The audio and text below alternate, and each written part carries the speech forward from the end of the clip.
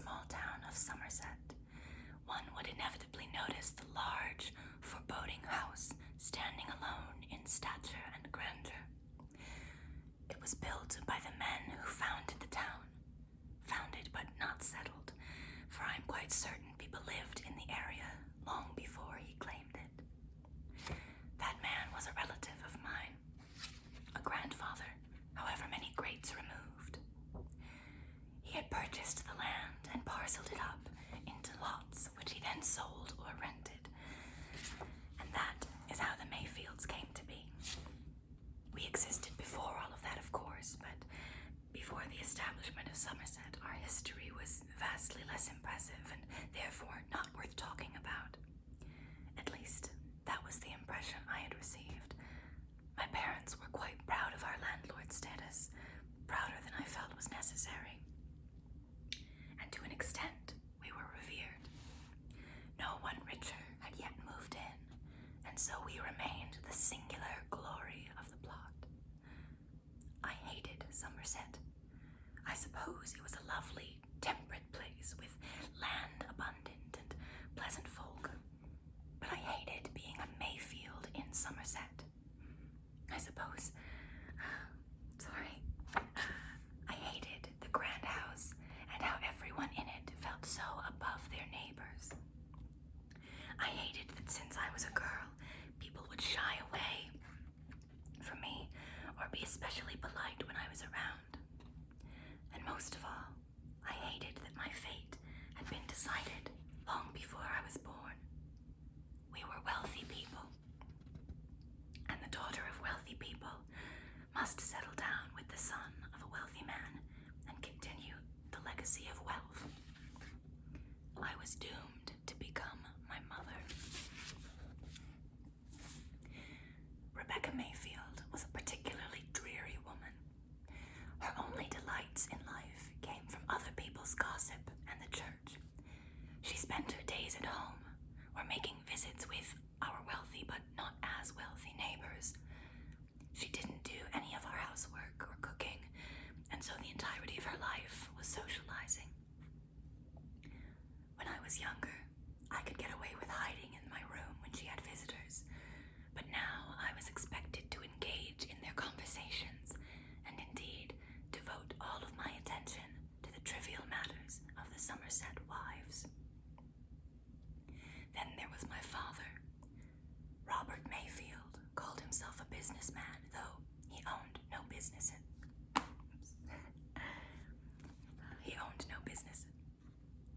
He had a number of investments in other men's ventures, and he managed to profit from them considerably.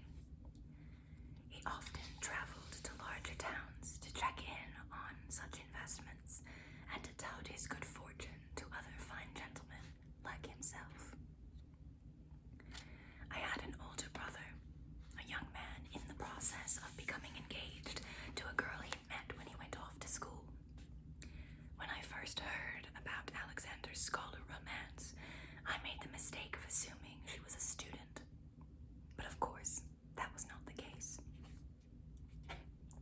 No, she was the daughter of an esteemed professor, and judging by a letter I had once intercepted during their correspondence, that was the most intelligent thing about her. For a short time, my Nan had also lived in the house. When Granddad was alive, they lived in their own home out of town. They were not the Mayfield side of the family. But Granddad had passed long ago, and in her loneliness, Nan had come to stay with us, her nearest relations. Unfortunately, Nan passed not long after her arrival. In those months, we had become quite close. She was nearly as horrible as her daughter, but she would tell me stories about her old home and the people and things she'd known there. And I had always loved a good story. I was a writer secretly, and secretly, I planned to make it less of a secret.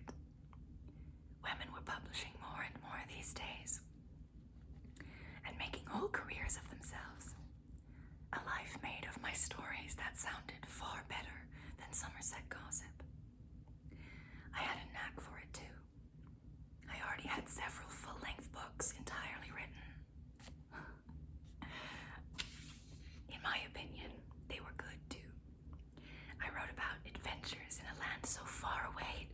hardly seemed the same Earth, where people were bold and ambitious and did things because they wanted to, not because they were expected to. I knew I could get them to sell. Surely the rest of the world was as bored with reality as I was. Somerset didn't have a printer, not beyond the newspaper. Publishing companies didn't bother with small towns. If I was ever going to get anywhere, I'd have to make my way east, or maybe north, and find a real city. But of course, my parents would absolutely reject the idea if I brought it up. We had meals together when my father was home. Otherwise, Mother would have a formal dinner all on her own. And Alexander and I would often carry plates up to our rooms and continue whatever it was we were up to. But when Father was home, we dined as a family, with all of the pomp and formality such an intimate grouping for whatever reason commanded. Alex, dear, my mother began, just when I'd begun rejoicing in the silence. How's our Miss Watson? He blushed, of course. He was not an uncomely boy, quite formidable in stature and educated and decent in temperament. But he lost his senses entirely when Miss Watson was concerned. I couldn't imagine what it would be like when she lived with us. Very well, he answered. She's promised to come for a visit soon.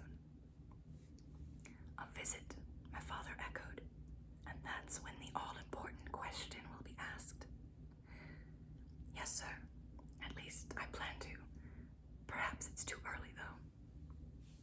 She's all you've talked about for years, I muttered against my better judgment.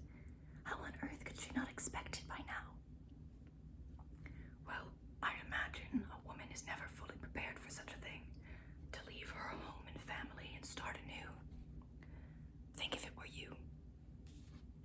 If it were me, I'm sure I'd be happy to go. Anything to get out of Somerset, provided I did truly love the man. What on earth is so wrong with Somerset? Father asked. It's small. It's smaller than small. Hardly anything happens here, and when it does, we all have to march out together as part of the spectacle. Elizabeth, that's hardly fair, Mother insisted. Somerset is a fine town with fine people. But you weren't born here. All of you have lived elsewhere, at least for a short time. I haven't. I've been stuck in one spot, and it's maddening. Well, don't you worry, Father said. Once we get Alex married, I'll find a nice city boy for you, and you can finally be rid of us. He chuckled at himself. I wouldn't be rid of them, not really. I'd simply become them in a new location. A comfortable wife, with nothing to live for but other people's business. Actually, I ventured, maybe I could go off on my own for a while. It's only fair, isn't it? Alex got to go to college. Still in good humor, my father indulged me. Ah, so you think a term at Princeton is your due? Well, what will you study, my dear? Economics? Business? I don't need to go so far. What about Medford? Medford? Your mother's from Medford. I know. Nan's old house is still there, sitting empty. She said the city had really come up, that it's bustling now. Don't you go getting any ideas. We're going to sell that house just as soon as I can find someone to fix it up and broker it. Why not let me fix it up? It won't cost you a thing. No, just the safety of my only daughter. Medford is a factory town now. It's practically overrun with men. I couldn't possibly send you out there alone. But the Nortons live there. Who? Granddad's cousins. Or, I suppose, his cousin's son and his family. They could check in on me. I wasn't thrilled with the idea of having family around to spy on me, but I knew it was my only chance. This is absurd, Mother said. We shouldn't even be having the conversation. Your father will find someone to take care of the house, dear. There is absolutely no need for you to go to Medford. Yes, there is, I insisted, a bit too excitedly. They all three stared at me and awaited an explanation.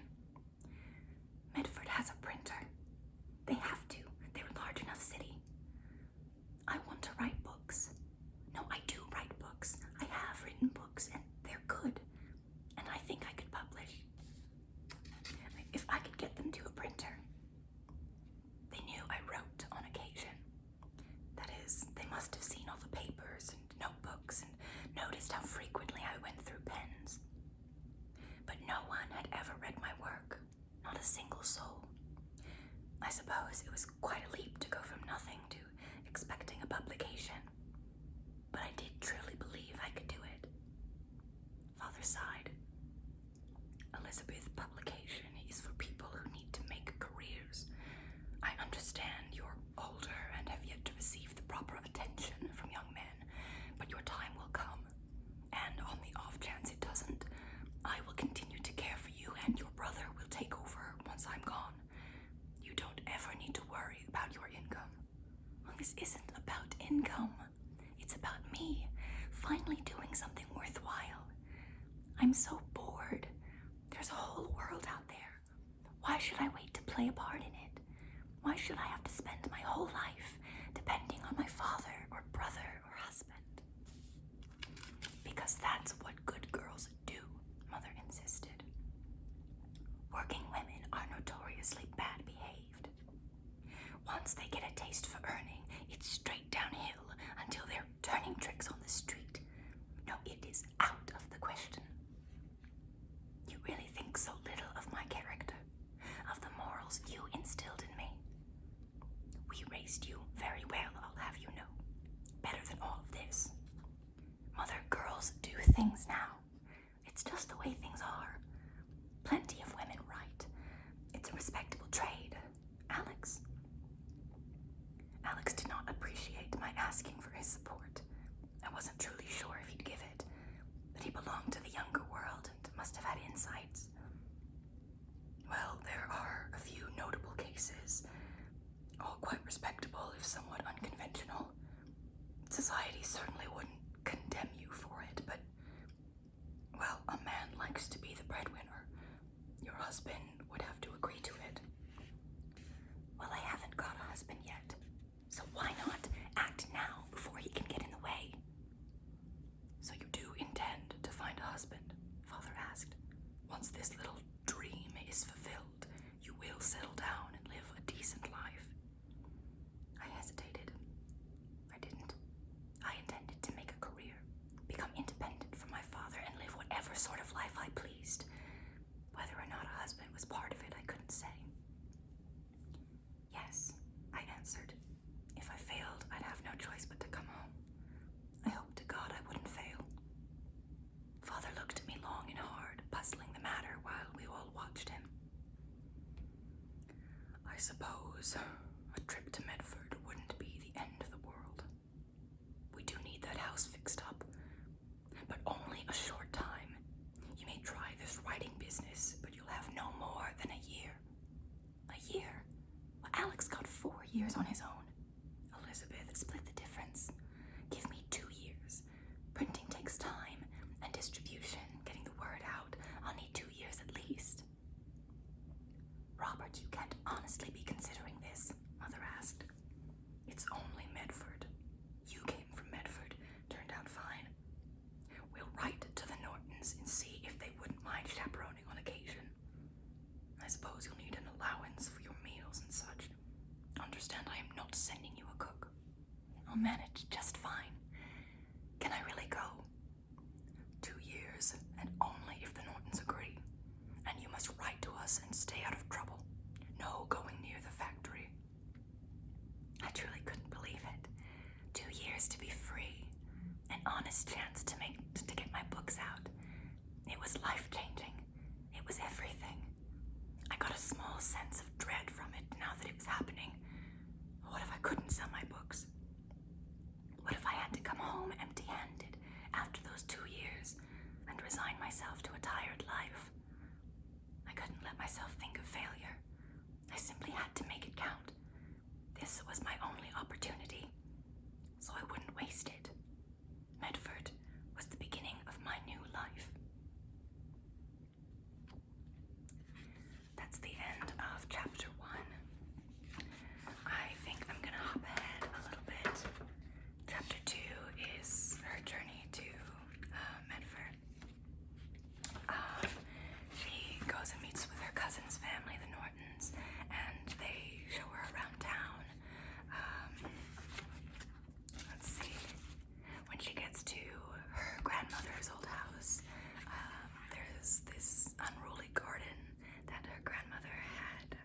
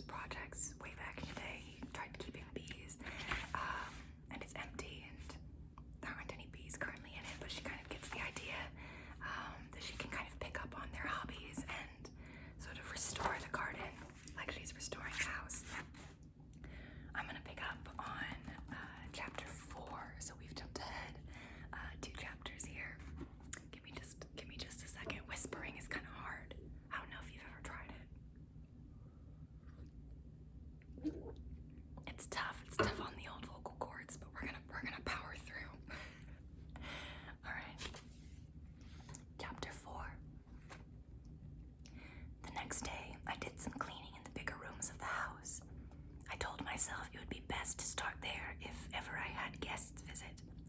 I really couldn't picture anyone coming over, especially when they learned I had no staff to wait on them during the visit. Still, it seemed more important to do the living areas before the extra bedrooms and storage spaces. I also found myself a large sack and started gathering materials for my bee hunt. Surely somewhere in the woods there'd be a hive. The smokestacks couldn't reach so very far. It was beautiful out there among the trees. There was a path, but the road to the wood went right past my house, so I knew no one had traveled that way today. I was once again in awe of how alone I was. The woods could be dangerous. I doubted there were very large creatures living in it, but I wasn't particularly large myself and might have been easy prey. I wondered whether I should have brought the gun Father had given me. It wouldn't help with the bees, of course, but perhaps I wouldn't have felt so small in the world. I tried to look for flowers. In most areas, the trees were too dense for anything to grow beneath, but as I went out further, I found some daisies growing on the bank of the tiniest stream. No bees were buzzing around yet, but with flowers and water, they couldn't be far off. My book had said a hive would have two forms. The best for me would be exposed, dangling from a tree branch, so I could pull the sack over it and be done. But they could also live inside, hollowed in a tree. In that case, I would have to pull the honeycombs out by hand and hope that enough of the bees followed. If I were skilled enough, I could chop down the tree and bring the hive home still encased in the bark, but that was much more effort than I was willing to exert on a whim. I followed the stream a while and found more small patches of flowers. There was no longer a trail, and the earth seemed so untouched here. I wasn't sure what was on the other side of these woods, if there was another town, or if they simply stretched on for miles and miles. It was like something from a fairy tale. I half expected the little winged creatures to pop up out of the foliage. I paused a moment. That would be a lovely story. It had no plot, of course, but to picture dozens of little fairies in their translucent butterfly wings filling the air, sunbeams shining through the gaps in the canopy, and the glistening little stream trickling over the rocks. Or perhaps it was a childish idea. I knew no adults who still read fairy tales. But in the moment, living among it as I was, there was nothing childish about it at all. The earth was strange and miraculous, and though full grown, I was all too aware it could swallow me whole whenever it liked, never to be seen again. I tucked the premise of being snatched by fairies into my memory for later. I did begin to see little winged things, but they weren't fairies, but bees. I was nearing their hive. I picked a fat one to follow and tracked him as he hopped from flower to flower. He was a hard-working little thing, and I felt we were at it for hours. Eventually, though, he started for the trees, and I along with him. There it was, a nice, dangling hive. I could plainly see hundreds of bees affixed to the comb, and for a moment it seemed overwhelming. But then I set about making a fire underneath them. When the kindling lit, I started adding fresher leaves so it would smoke. I hoped I wouldn't burn the poor things. They were high enough up that I'd have to climb to reach them, so hopefully a little heat wouldn't be so bad all the way up there. I couldn't tell if the smoke was working. The bees were still there, crawling and flying around the hive. I couldn't wait too long, or my fire would go out. Eventually, I donned my gloves and wrapped a shawl around my head so that only my eyes were out. I hadn't ever climbed a tree while wearing gloves and also carrying a sack. It was exceedingly difficult, and with the shawl and the fire, I began to sweat almost immediately. When I reached the branch, the bees were quite loud. It didn't seem I'd calmed them at all. Even so, I opened the sack and reached out as far as I could. They landed on my hands, but weren't aggressive toward me. Once the sack was positioned directly underneath, I scooped it up quickly and grabbed it close. Most of the bees were in the sack, and I could feel them flying around in all directions inside. I yanked at the branch until the hive snapped off completely. The worst of it was over. I sat up in the tree and tied a string around the opening of the sack. There were a few bees who hadn't quite made it in. I hoped they knew to follow me back home, or else I wasn't sure what would become of them. I climbed down with the buzzing sack, which was quite heavy and sticky as their honey seeped through the bottom. I made the trek home, following the stream back to the trail. I was absolutely exhausted, and it still wasn't over. I cleaned out the old dry honeycombs from the wooden hive, but there was still the matter of transferring the new bees inside. I took a breath and opened the lid. Carefully, I untied the sack, still holding it closed. They weren't going to like this part. As quickly as I could, I dumped the sack over and gave it a shake. Bees came pouring out and flew angrily in all directions. I screamed a little and jumped back. I dropped the sack, which now only contained some particularly wet honeycombs, and the bees unfortunate enough to have gotten stuck there. They were all over me, of course. I tried to shake them off, but it didn't seem to do much good. I forced myself closer and put the lid on, trapping the majority of them inside. They could come and go through little openings, but they couldn't swarm. I ran across the garden and started shaking out my skirt, my whole body. I did have a few stings, but I hardly felt them. It was so exhilarating. Once they started to settle and return to the hive to correct whatever damage I'd done, I dared to take the shawl off my head. My hair was wet and stuck to my face. I needed a proper bath after all of that. But for better or worse, I now had bees. I started to laugh. God, I'd done all of that by myself. Surely if I could steal an entire beehive, I could face Dawson Press. I felt there was nothing I couldn't do. As I stood there giddy in my garden, I suddenly got the sense I needed to compose myself. I quickly looked toward the road. There was no one there, of course. I looked at the house, half expecting to see my mother's disapproving face through the window. But I was alone. Thoroughly alone. But being alone wasn't so odd anymore. It was freeing, as I'd always imagined it to be. I was a competent woman, and there was no one around to scrutinize my behavior. I could really do anything I liked. Well, even so empowered, I was still exhausted, and so I went inside and prepared a bath for myself. Then I prepared a meal for myself. Then I finally had the time to work on my writing.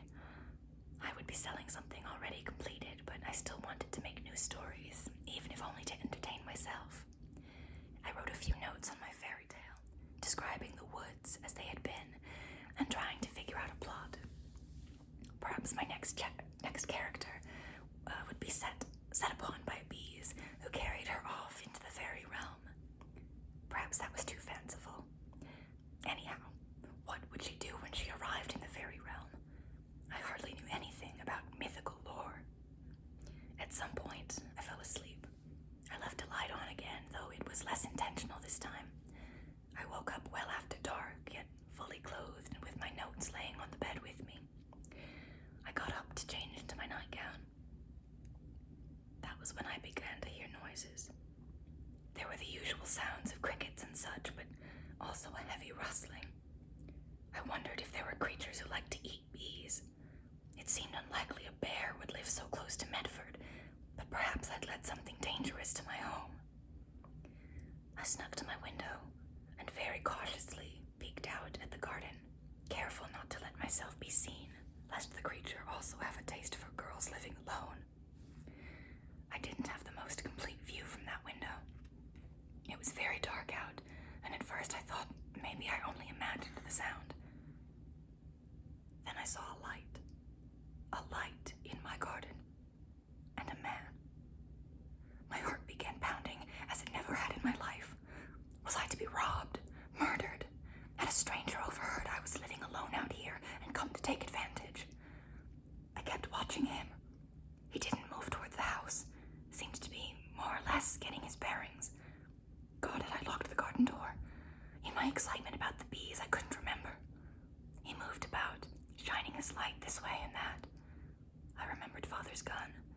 I quickly searched for it among my things. It was so heavy in my hands, which were slick with sweat. Would I be able to use it? I had to try. I didn't have a choice. I crept out of my room and down the stairs. I didn't bring a light, as I had both hands holding tightly to the gun. As I entered the kitchen, I could see his light through the kitchen window. He couldn't see me. Indeed, it seemed his back was turned. I opened the door silently as I could.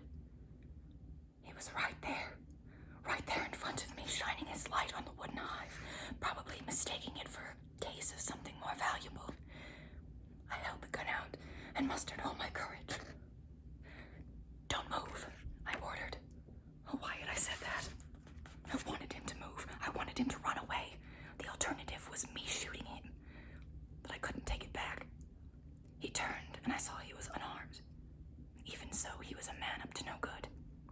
"Easy," he said, holding up the hand that wasn't holding the lantern. "I don't want any trouble. Let me explain. What are you doing here? Please put the gun down, miss. I meant no harm." "Then why are you here?" "The bees. I only came for the bees, I swear." I glanced at the hive. The bees. Yes, I meant to put them back in the wood. He'd snuck into my garden for bees. Perhaps it was a lie, a cover for his true intentions. "How did you know to find them here?" I asked. "Oh, please don't make me say. You won't like it." I dared to step closer with the gun. "All right," he said in a panic. I saw you take them. I wasn't following you. I swear I was out for a stroll. I didn't want to frighten you by approaching you in the wood. I hoped to return them under the cover of darkness and put the whole thing behind us." He'd seen me, but I hadn't seen anyone. Had he watched me hidden in the trees? "You must have followed me," I said. "You followed me home, or else how would you know where to find them?" He hesitated. "Fair point, but I only meant to follow the bees. Please, just let me return them and let's move on." "Why should you care about returning wild bees?" "They're special bees." "How?" "I can't explain it. Look, I meant no harm. Why don't I return tomorrow in daylight, and we can talk it over civilly? Will your father be home? I didn't think he'd be on your own. I must have scared you to death. I do apologize." Well, now he knew I wasn't living with a man. No man would let a woman defend herself against an intruder. At least he also knew I was armed. "I had to report you to the police." "Please don't. It's a misunderstanding. I only want the bees." "I worked very hard for those bees. They belong to me, and this is my property, and you have no right to be here." "I know. You're right. I'll go, all right? I'll come back tomorrow in daylight, and we'll talk. And should you feel the need to have a police officer present, that is your right, but please, don't charge me yet. My name is Jonathan Sturgis. I am an honest man, and I will not hurt you. Might I know your name?" It hardly seemed the time for introductions. I hadn't lowered the gun, and I wasn't about to until he was out of sight. "Elizabeth Mayfield," I said. "Miss Mayfield, may I come back tomorrow?" I had a feeling if I didn't agree, I'd never be rid of him. It didn't seem he was telling the whole truth. No one would risk a trespassing charge just to set a hive free. "If I see you lurking before daybreak, I will fire on sight, understand?" It was likely I wouldn't. I didn't think I had it in me to kill a person. He nodded. "I'm sure you will. Until tomorrow, then. I am so sorry to have disturbed you. Good night, Miss Mayfield." He backed away from me towards the garden gate.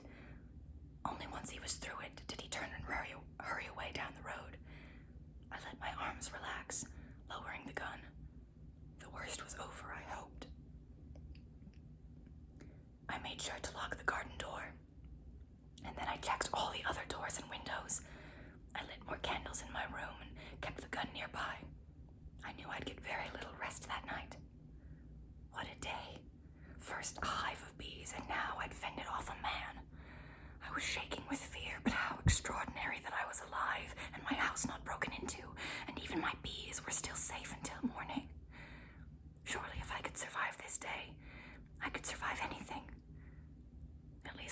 myself as much as I sat up, jumping at shadows and fighting back tears.